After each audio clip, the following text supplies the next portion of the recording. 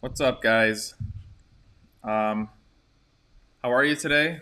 We're back from a little bit of a weekend, long weekend, I guess we can say. But I'm happy that we're back. I never like it when we don't have 5 days to the trading week. It makes it a little bit boring. But here we are. So a little bit different background today. I'm at one of my houses in Mexico. It is. I'm looking at the ocean, which is great, and I hear that it's a lot of I heard it's a lot of snow up there that's happening where you guys are at. Some of you are at. I know where I live in Ohio. I know we got like 9 inches of snow or something crazy like that. So it is what it is. But let's start out by I do want to look at some of the news this morning. I was flipping through. First thing I noticed was, of course, Bitcoin passed for the 50,000 mark, which is just absolutely incredible. Let me get my pen going here. The other thing that I saw, there was something funny I saw. Oh, this article. You don't have to trade GameStop, Spox, Bitcoin, etc. to get good returns. And there's just a lot of people. I think this one is specifically talking about how somebody at Goldman said this thing is not going to stop. It's just going to keep going. And I mean, we're talking about this V-shaped recovery. Everything money. Yeah, Don says to the moon. It's seriously true. It seems like everything that just keeps going and going. I joke about it in the Paul Short chat. I'll send the pre-market data the night before with like breaking news, and that the market is up another 1% or 0.75% or something. It's just wild. So, it's gonna be different. Let's see. Yeah, you're right, Spicer. You can trade anything right now, and get good returns. I saw somebody commented on one of the Bitcoin videos that we did that just said that we don't know what we're talking about, this and that. Admit that we're wrong. We said it was a fraud. Just because it's 50,000 doesn't mean that it's a good investment. It just means that it keeps going up for whatever reason. So, um, didn't know crypto weighed that much. Yeah, good point. I still go back to the same thing that I said last week. Crypto doesn't mean there's nothing backing it. It's just some make believe. It's like a video game, basically. This was interesting. I saw Mohamed El Arian. He's one of my favorite economists. He's Egyptian. I don't know if you guys know I'm half Egyptian.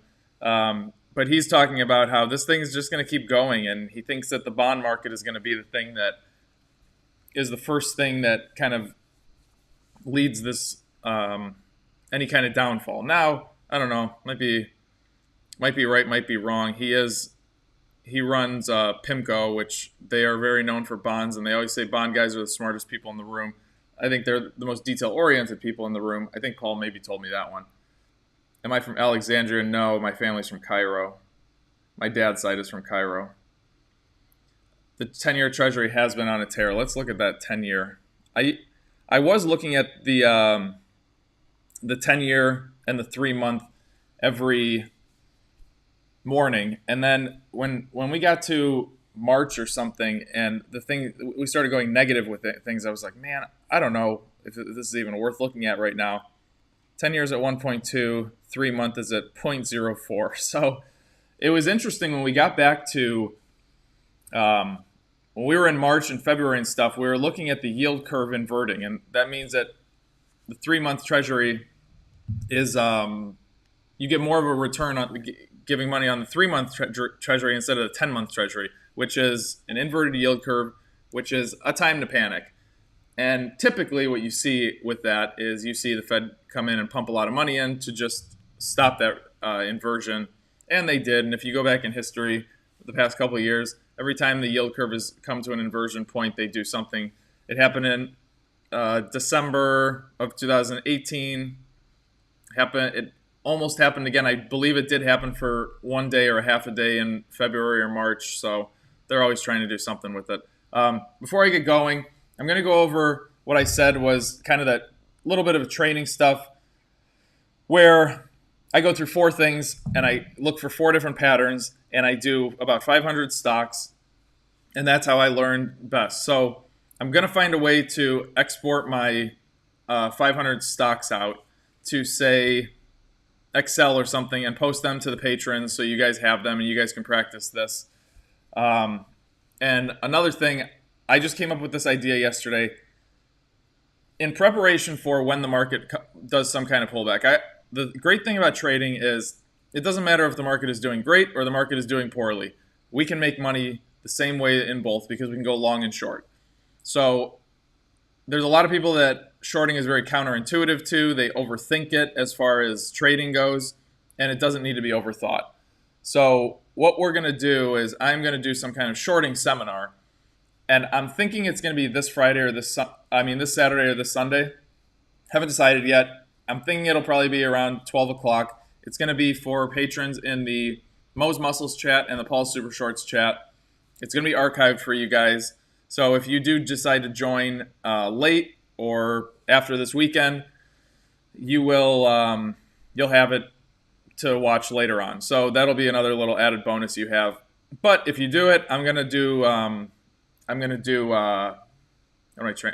Q&A. So I'll probably talk for about 30 minutes, and then I'll answer your questions for 30 minutes to an hour, and we'll go from there. So shorting is going to become very important, and it's very counterintuitive to some. I'm going to simplify it. I'm going to tell you guys what we need to know from a chart reading perspective, not exactly what shorting is if you're shorting the market from some kind of value perspective like Paul's doing with the S&P.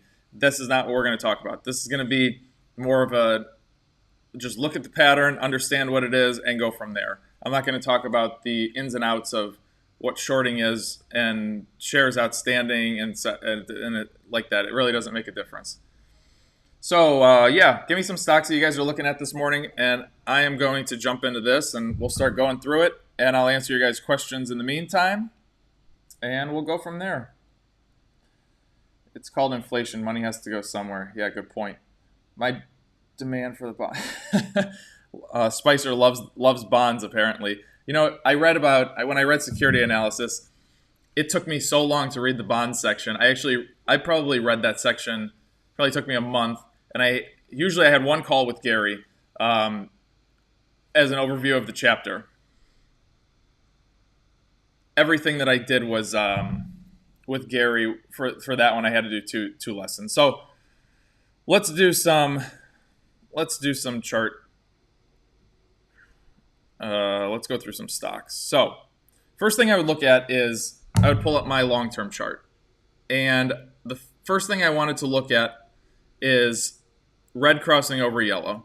So I would zoom out about 6 months, and I would just start going down the left side of my screen, and I would just click an ETF. And excuse me, my internet is a little bit slow here in Mexico, but we're going to deal with it. So it was a little bit different. I just wanted to notice when the red line crossed over the yellow, no matter where it was. Ideally, when I was doing this, everything was down on the bottom, down here, just because we weren't in insane times where stocks only go up. And Dave Portnoy is going to be the greatest investor of our time. So I would just go through stock after stock, and I actually think I have my list of 500 on here. This is my general. Yep, this is my 500. So I just start clicking and just start looking for, okay, red cross yellow there, red cross yellow there. This is a perfect red crosses over yellow down below the sweet spot. Next, go to Delta. Same thing, red crossed over yellow down here. And I would just start looking for these things. And coincidentally, what studies are the red and yellow? The red is so this whole thing down here, this whole area down here is my stochastic. And this specifically is my weekly stochastic. So the red line is K percent equals 10. And the D percent equals 3. Now you're going to ask me what K and D equal. If you want to know, go to Investopedia and start reading about how they calculate those numbers. That's exactly what they are. So red is K and D is yellow. So and if you do join the Patreon, or if you are a patron, in the patrons only, the patrons announcements, there is a PowerPoint that one of our patrons put together. It's specifically based in trading view, but it sets up your chart exactly like I have mine. And also with that, you can the studies are the same. So no matter what brokerage house you're using, if you're using Schwab, if you're using Thinkorswim, whatever, you're going to have the exact same setup. So that's all that matters with the parameters. So this is the first thing that I would go through. And I would just look for these patterns. So you kind of say, well, this is kind of dumb. Well, when you start looking at tons of charts and you start seeing this, you can pull up a chart instantly and your eyes just go right to it. And that is your first step of becoming a good trader. Second thing, W and M patterns. And this is something that I've harped on so many times. So I'm going to pull up my line chart. And I'm just going to look, and I just started looking for good W and M patterns. By the way, for that first thing, I would go through 500 stocks and identify all of the red crossing over yellow parts. That is a key thing to do, because that is when you're, especially when you have these ones, when you're coming up through like this crossing, when you're coming up through here crossing, moving into the sweet spot, or you're kind of on the bottom and you move in and you're waiting for it to cross into the sweet spot. This is what you're waiting to see. This was probably an awesome run here for Halliburton that moved all the way through the sweet spot. Let's see where we got. We went from, let's say we bought in here at 13 bucks. Let's say we got out over here, 17. That's a pretty good return. You probably could have taken profit somewhere along the way here. So that's a pretty good trade for you. Now let's get into, will the patrons get your general 500 list? Yeah, that'll be my 500 list. Remember, the 500 list is for teaching purposes only. Let me pull it. Let's see if we can see this list. It's not completely on your screen, but it literally goes by alphabetical order. And I have no idea what tons of these companies are. Like ACHC, I have no idea. ACIO, no idea. So it's just tons and tons of company, A through Z. Some of them don't even exist anymore, but I will post that in for all the patrons just so they can upload that to their watch list wherever they're using and go through it that way. So let's talk about W and M patterns. If you guys are new, go to the YouTube page for Everything Money. Go to the Trading 101 area, and I talk about W and M patterns. There's a whole video on it. So what we're looking for with W patterns is we want strength and support going up for a stock. So we want our right side of the W to be higher than the left side of the W. So we're creating what are called higher lows. So this creates some support. Instead of a stock going like this down and just skyrocketing up, this is called your flagpole. I talk about it all the time. When you have a flagpole, typically your stock is going to pull back on you to some level and do some kind of support. So this is where we need to really recognize W patterns. So I'm going to see a bottom of W here. I start correlating it with my red crossing over yellow. You have W formation. This is where you're creating these support levels. So when the stock price comes up here and it tries to pull back, instead of it pulling, even if it does pull back to this level, it's more likely than not going to stop here than dropping down here to this support level. Just because that W was created, that new support level was created, traders are going to see that and keep moving the price up on us. So this is what I would look for, is just good W formations going up, and actually Halliburton did a great job. Then I would go to the next one. Let's go to Facebook. And I would just look for some W formations in here. I'm not seeing too many, so that's okay. I just go to the next one. Then I would start looking at different things. Then I would start looking for M formations, which is going short. So this is something that I really want to drive home when we do the shorting seminar. You can literally take a picture of this chart, flip it upside down, and that is going short. People think that they just make shorting so complicated, and it really doesn't need to be for trading purposes. So let's kind of zoom in on this. And this is what I'm going to look for, M formations. It didn't matter to me what the stochastic looked like at that time. Obviously, this was an uptrend with red over yellow, but I just wanted to look for these and just start recognizing M formations where we have the left side higher than the right side. So it's creating lower highs. Then I go to the next. So comment in the chat if you guys are kind of understanding where I'm getting with this. And this is all just about recognizing patterns over and over and over again. Let's see if we can get some more. So here are some more W's. But the thing, yeah, good, Gil. So what I would be doing is I would go through W formations, just look for W's. Then I would start the list over. This was a long morning because I would go through 1,000 stocks this morning. Then I would start going and I would look through the M formations. Does the ascending triangle theory work? Sam, explain to me what the ascending triangle theory is. Not a damn thing, but I'm here to look pretty. That's nice, Spicer. Okay, then I would start looking for relative strength. Relative strength is a little bit tougher to see, especially when you have an up market like we've had. So my chart, I can click on S&P. So this red line is the S&P. And what I would do is pull up this candlestick. And days that right now everything is just roaring and bigger than the S&P. There are times where this line is a lot tighter to the candlesticks, and but we're not seeing that right now. So what I would do is I would look for days where the market is up. The market is down. So the S&P I want down, and then I would look for stocks that are up. So let's say the S&P was down 2% one day, because we have seen that when we get these pullbacks that don't really last, but they pull back. If the S&P is down 2% and Facebook is, say, neutral or it's up that day, I'm going to say, okay, this is a relative strength stock. It's doing something different. Yeah, that's correct, Llewellyn. It's doing something different than the market. So let's keep an eye on this thing. There's something going on here. Then I'll go to the next stock, look for relative strength. This is where even outside of this training that we're doing right now, this is what I really like to do, and I like to go through and I like to look for stocks that I want to buy. Like I would look at my Intels, my H&R blocks, things that are on my radar right now, and I would look at them and say, okay, where can I find relative strength in this market? And those are the kind of stocks I would say, okay, maybe it has a little bit more strength than everything else, because even on days where there's so much selling volume going on in the market, those ones are not being affected just as much. So that's a great thing to find out and watch, even on your guys' own watch list. So relative strength, it's harder to see right now, and I've been dreading teaching this to you guys for the last couple of days, just because I knew that I wasn't going to be able to find much, just because everything's positive. So it's more of an intraday thing where when we do get some kind of big pullback, I'm going to talk to you guys about relative strength. And I think I'll just jump on a live stream that day and be like, okay, we're going to cover relative strength for 10 minutes, just so I could show you guys what relative strength actually is.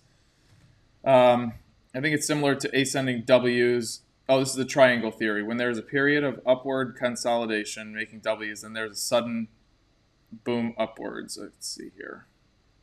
Hold on one second, guys. This is characterized by a rising trend line and a flat upper trend line. Okay. Let me look into this a little bit more. I'm happy to look into it and see how it works. I typically, and it's funny, there's a lot of people that ask me, do I use this? Do I use this? Do I use Fibonacci lines, etc.? No, I don't. Everything that I do, I go by the theory, keep it simple, stupid.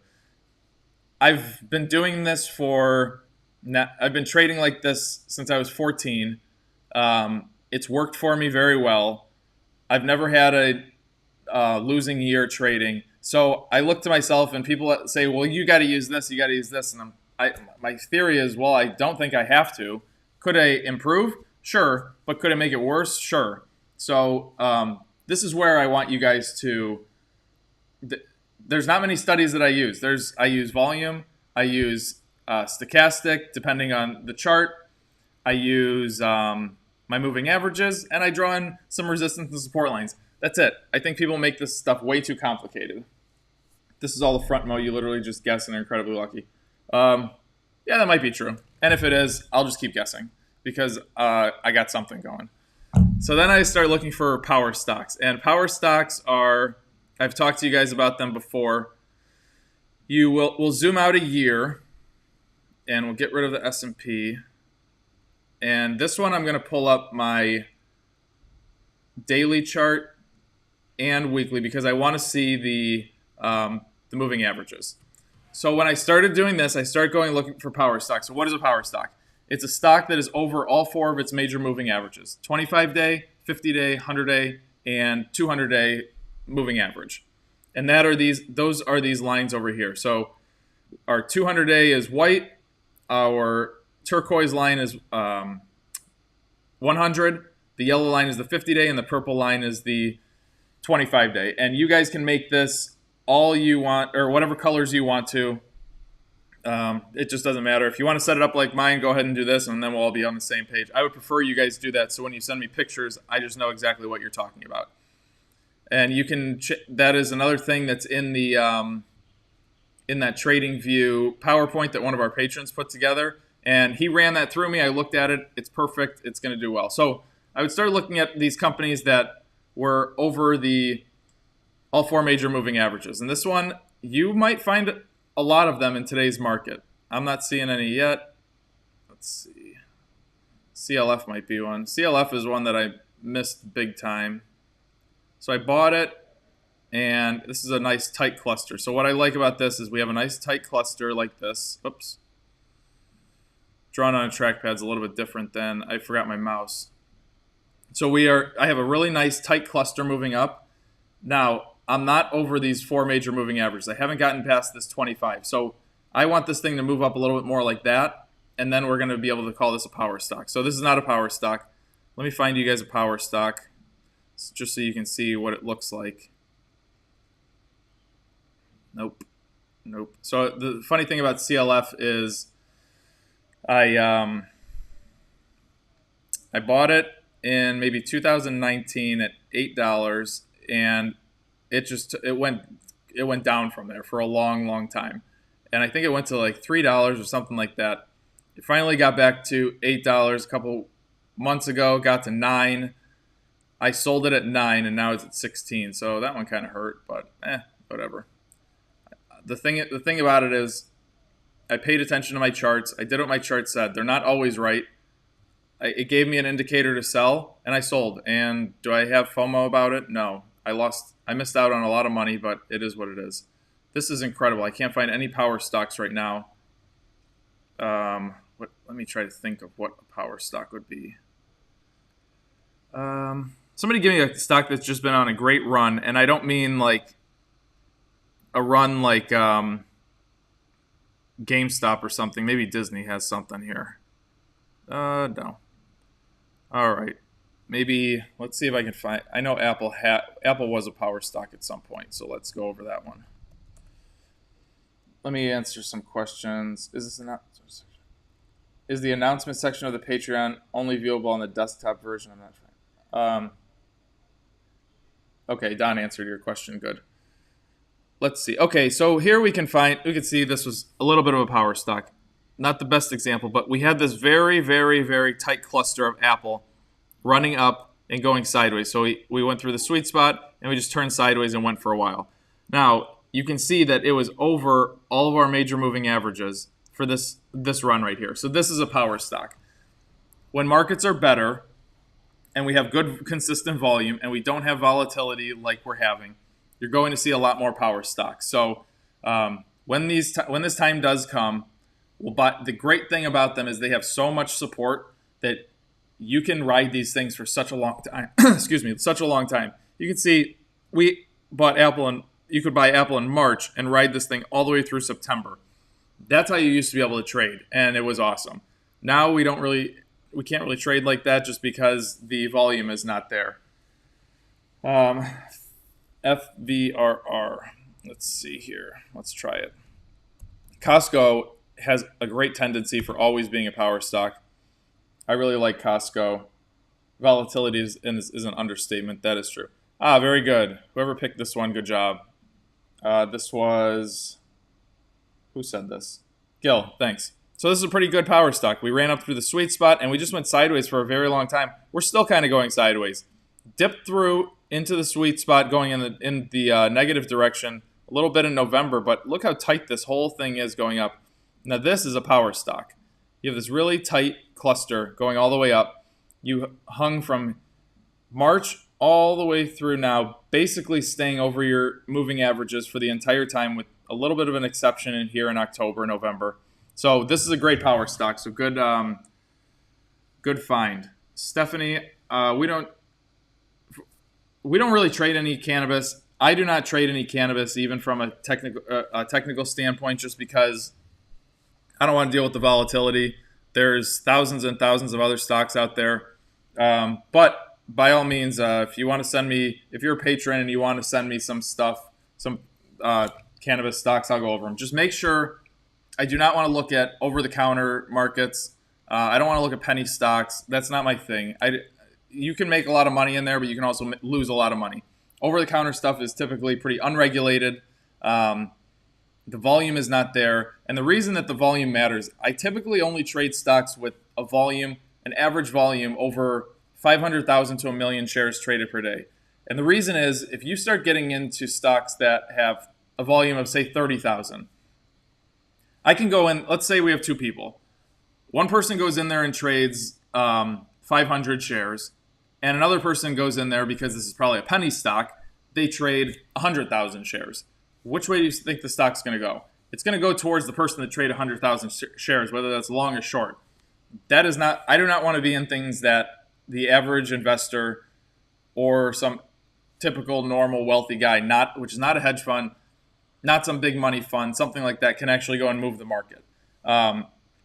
There was a company that we bought. I think I told you guys about it. It was a small biotech company. We owned 1% of the company, and the first day that we went in and we bought this thing, because it was OTC, I really believed in the drug that they had.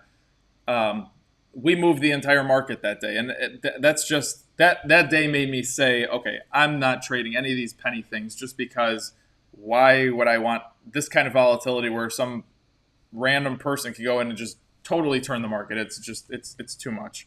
But regardless, Stephanie, send me some of your cannabis stocks if you'd like. Pre-market is looking good today. Whether if this is another pre-market pump and dump.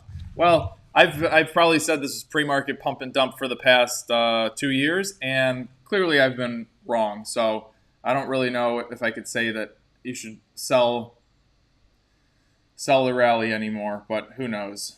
What other questions do you guys have? I got, what do I have? 4 minutes left. Zach wants to know what looks good. Zach, don't go buy any hype on us today. What do you guys think of USANA Health? What do you guys think of the 4 little training things that I taught you guys? How do you think about that? That is something that I really want you guys to go over and just keep doing over and over. It's going to be very good for you. So this USANA Health Science, I don't know what this is, but we have something nice. So we're coming up through the sweet spot right here. Our red line is over our yellow, and for those new people, the sweet spot is the area between 32% and 80% on your weekly stochastic. This area right here is where you are going to make the most of your money. So what do we have here? Hello, Paul just walked in. So red over yellow, we're moving up. We have our second day green. Let me move in just a touch more, just so I can see. What I'm going to want from this is some kind of good engulfing candlestick. Let's see. This is no good. What I want is a candlestick at least like this, even preferably without this wick on the bottom.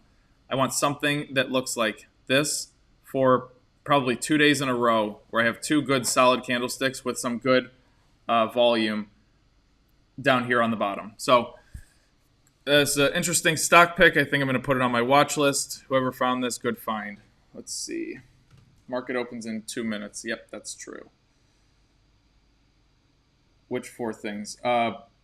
Bowie, watch this. This thing's going to be posted afterwards. Go ahead and watch this. Again, Don's going to throw it up there for you. Brian, good job setting up your charts. Let's see here. I saw PHM. I'll go over that one. Everybody likes this home builder, and the home builders have been doing very well lately. So we are in the middle of a sweet spot, and we're kind of pulling back. So this is the thing that I don't like is your stochastic down here. You see how you kind of have that hook on there, kind of moving to the negative direction. We had a big down day on Friday. Just keep a watch on this. This is not something to get out of just yet, because this thing could spring right back up here and just move on. We've hit some resistance over here at this 49, 43 area. It's going to be tough to get through. Let me zoom out real quick, and then I'm going to get off here. Let's see where we're at.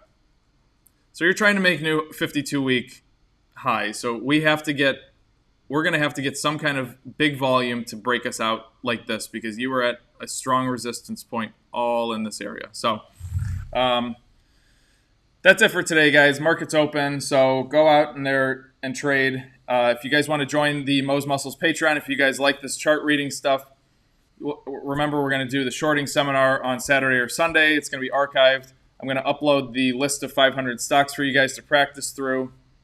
And at the top of that list, I'll write down the 4 tactics that I want you guys to practice, and we will go from there. So that's all. Enjoy the sun. Thanks, Neil. I will talk to you guys at 1 o'clock Eastern time today. We have a live stream, me, Paul, and Seth, and we're going to do some biotech stocks. So I'll talk to you guys later. Have a great day. Check this out. I just did this. What? Hold on. Let me close this thing.